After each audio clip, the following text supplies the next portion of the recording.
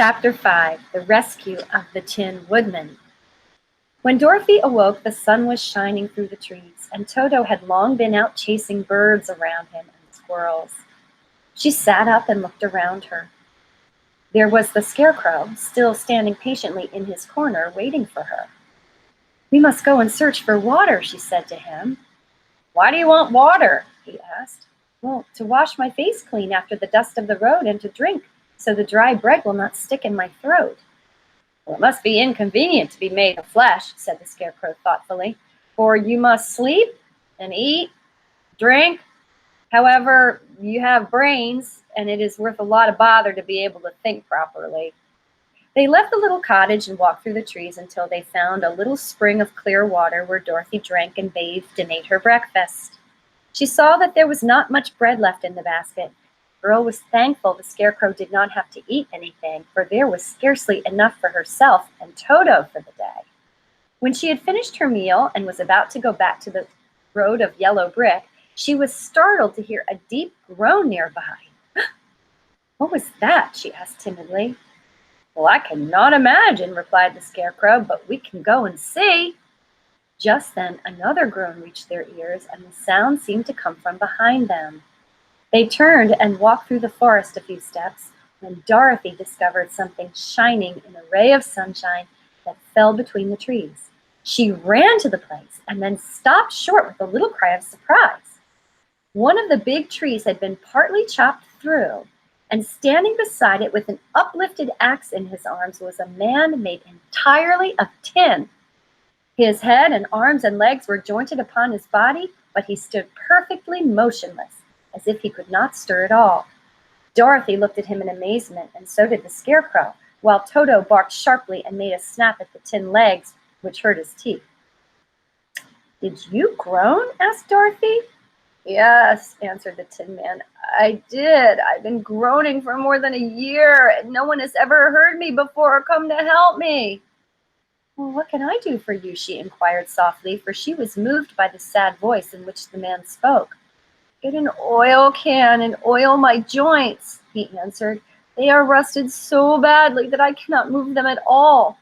If I'm well oiled, I shall soon be all right again. You'll find an oil can on a shelf in my cottage." Dorothy at once ran back to the cottage and found the oil can, and then she returned and asked anxiously, "Well, where are your joints?"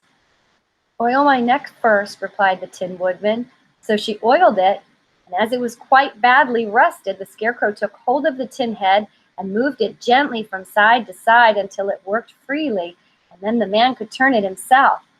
"Now, oil the joints in my arms," he said, and Dorothy oiled them, and the Scarecrow bent carefully until they were quite free from rust and as good as new.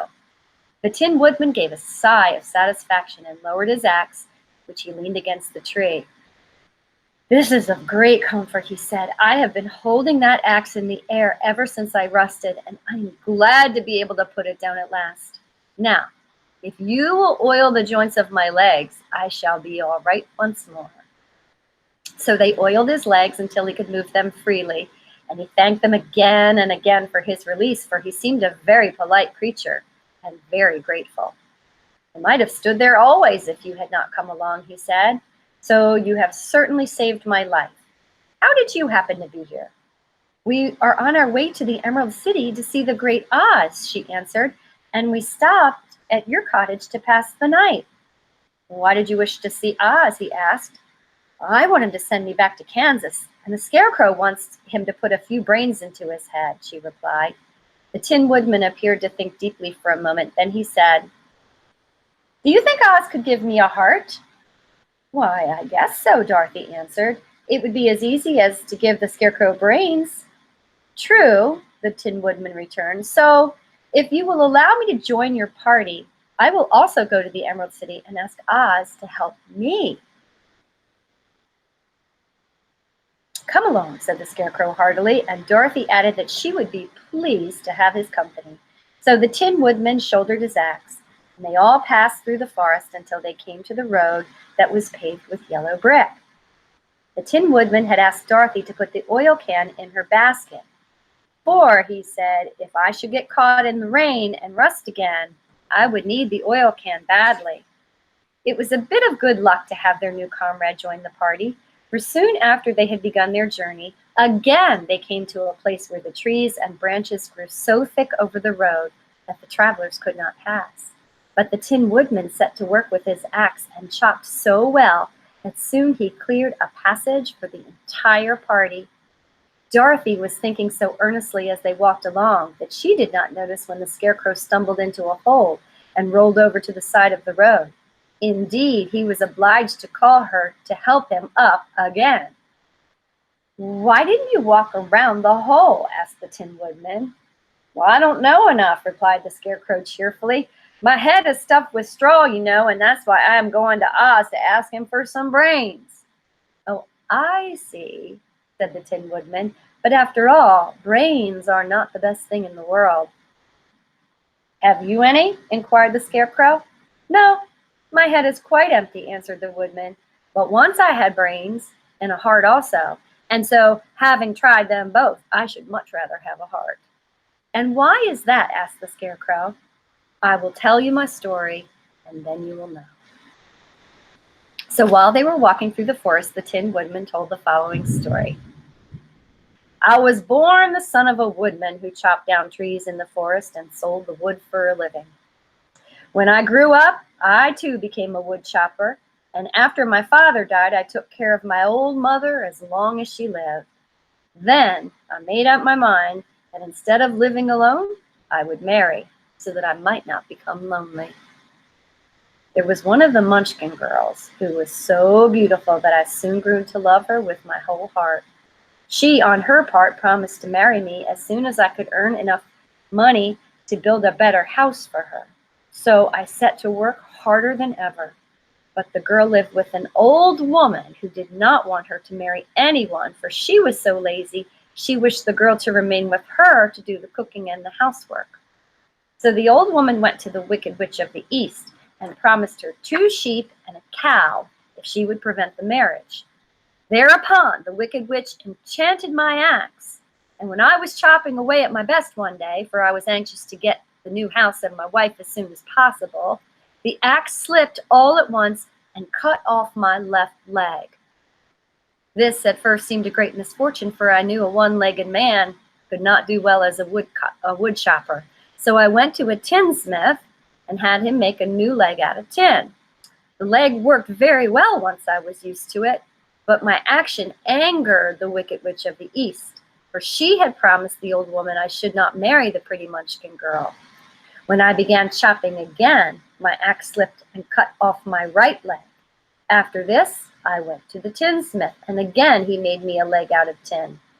After this, the enchanted axe cut off my arms one after the other, but nothing daunted, I had them replaced with tin ones. The Wicked Witch then made the axe slip and cut off my head. And at first I thought that was the end of me, but the tinsmith happened to come along, and he made me a new head out of tin. I thought I had beaten the Wicked Witch then, and I worked harder than ever, but I little knew how cruel my enemy could be.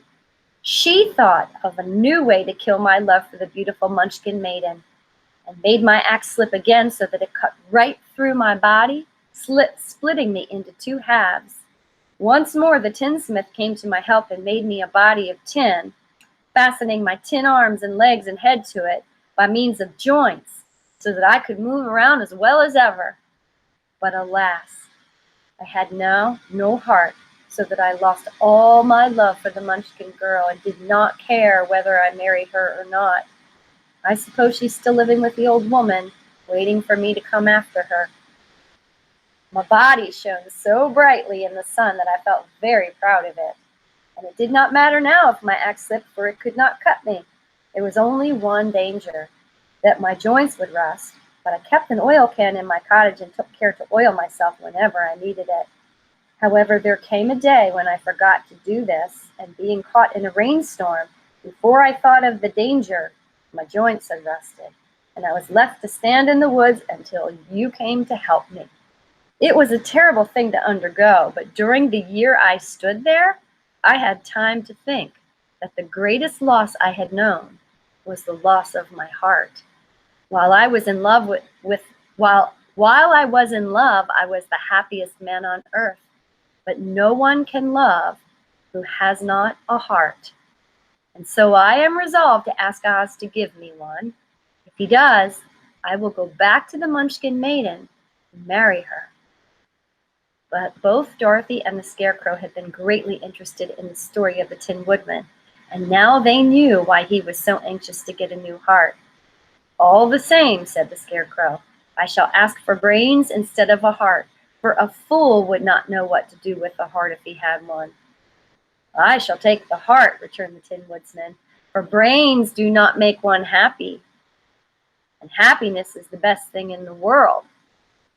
Dorothy did not say anything, for she was puzzled to know which of her two friends was right, and she decided if she could only get back to Kansas and Aunt Em, it did not matter so much whether the Woodman had no brains and the Scarecrow no heart, or each got what he wanted.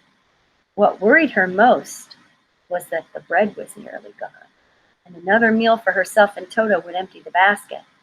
To be sure, neither the Woodman nor the Scarecrow ever ate anything, but she was not made of tin nor straw, and she could not live unless she was fed.